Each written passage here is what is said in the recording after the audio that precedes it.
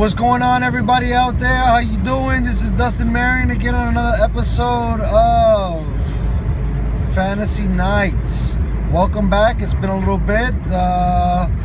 Just got back from New York a few months ago. Things have been a bit chaotic, so I haven't been able to post videos, but I'm hoping to believe that I am back and going to be posting videos a little bit more regularly. Let's get right into it.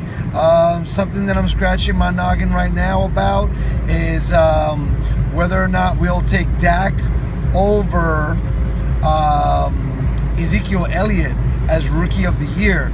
A question posted by, can't take all the credit, but posted by ESPN, I believe on their Los Angeles feed last night, and gonna kind of give my point of view on why both guys couldn't win it, and then I'll go in and pick who I think should take it.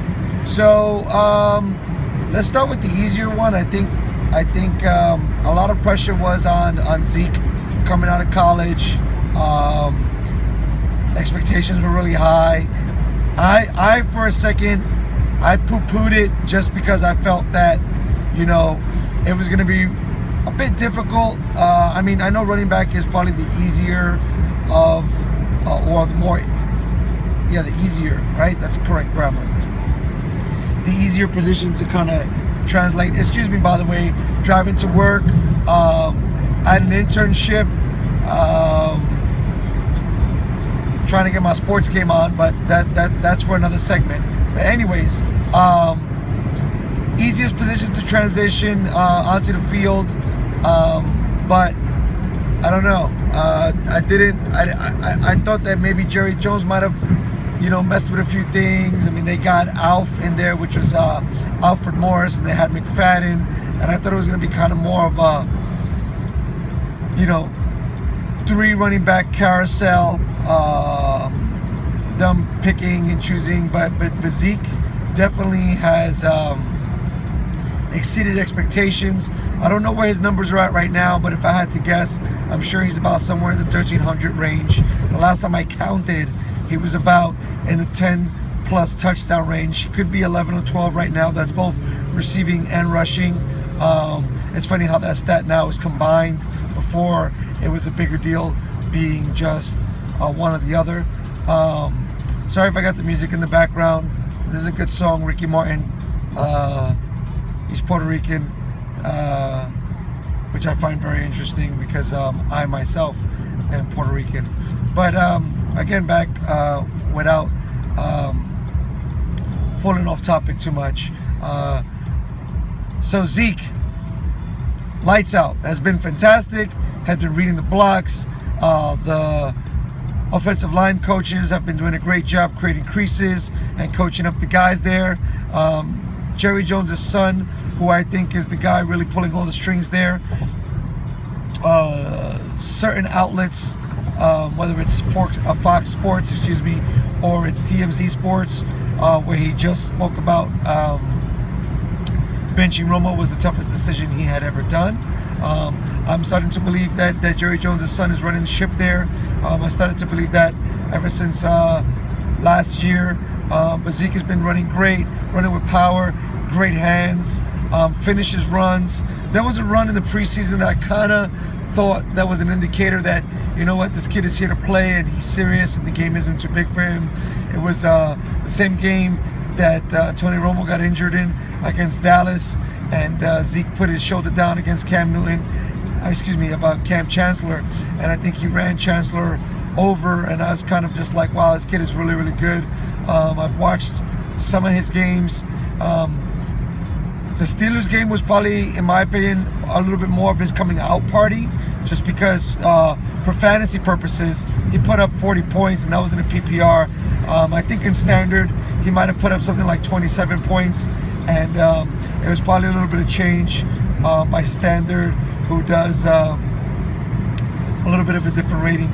But either way, was phenomenal.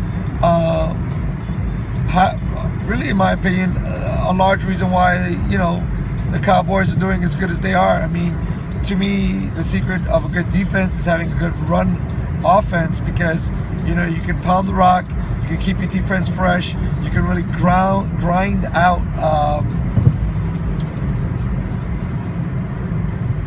downs, which allows the defense to stay rested, and if the defense can constantly do or force teams to casually go 3 and out, then you really got an opportunity there to really do something. That's usually my only concern about Dallas is if they get in a shootout, they could be in trouble. I mean, the Steelers are kind of built, in my opinion, the same way they are.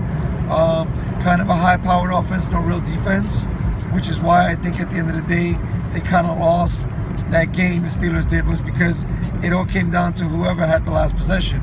I think if Dallas gets themselves in a situation like that, they can be in a lot of trouble, especially facing a team like the Giants, who the Giants have shown that they got a pretty good defense. Their run game is a little bit, I hate to use the word, but suspect. I think the run offense is just not there. But this is a Dallas Dak versus Elliott conversation, so I'm going to just try to stick gears with that. So let me see. To round it out, great hands, great vision, follows blocks, doesn't do too many cutbacks, north and south runner, one step in the ground, he makes his cut, that's it, commits, not too much herky-jerky stuff, he's not confused on where he needs to go, he's really sound. I was throwing it out there, I read some stuff on ESPN, he could break 2,000 yards if they keep giving him the rock. But as it gets closer to the end, I realize that that's probably not going to happen. We're already in week 13. He would literally have to run like maybe 800 yards the next, 3.5 games to kind of get that number to where it needs to be, even if he was, a little tired. Got to get my energy up. But anyways, that's that. I don't know what else to say about Elliott. I think he's my opinion for Rookie of the Year. I didn't even think that Dak was in the conversation, but he's been fantastic. Apparently, he's actually been more interesting. 105 yards on the ground, 5 touchdowns. I believe he's something like 23-3 through the air, possibly maybe at 2,500 yards passing. Has quietly kept Des Bryant in his lane, and not that Bryant needs to be in his lane. Bryant, I think, is a phenomenal player, phenomenal athlete, might have a bit of chip on his shoulder that kind of bleeds into the game, but I want my players feisty and angry, and I want them to win. I think one thing that Tony Romo really didn't realize, who, by the way, side note, I've always gushed and appreciated and enjoyed watching Tony Romo play. I think he's an amazing story about, number one, about being available and being ready and being prepared. Because apparently, his college career wasn't nothing to get excited about. And between him and T.O., I know they're in the record books for quarterback, wide receiver, touchdown, quarterback to wide receiver combo. So that's very interesting. But again, I've digressed. Dak, brilliant. I mean, I'm calling him the poor man's Russell Wilson. And I know nobody's talking about that. He's got this great, just like Russell does, he's got this great like spin, like it's almost like a duck spin scramble move, but the duck spin scramble, whether it's to the left or the right, just buys enough time to kind of reread the field, maybe on potential comeback routes or just big bombs. But he's money. I've been noticing the analytics of my videos in the short term right now. People aren't watching them as long, so I'm gonna try to keep it sweet. Again, we're discussing Dak versus Ezekiel Elliott, and that's Dak Prescott versus Ezekiel Elliott for Rookie of the Year, and I'm gonna pick Dak Prescott. I know that probably Zeke had a little bit more pressure on him to perform, but Dak, the quarterback position, is such a hard position to play, very difficult to translate from college to pro.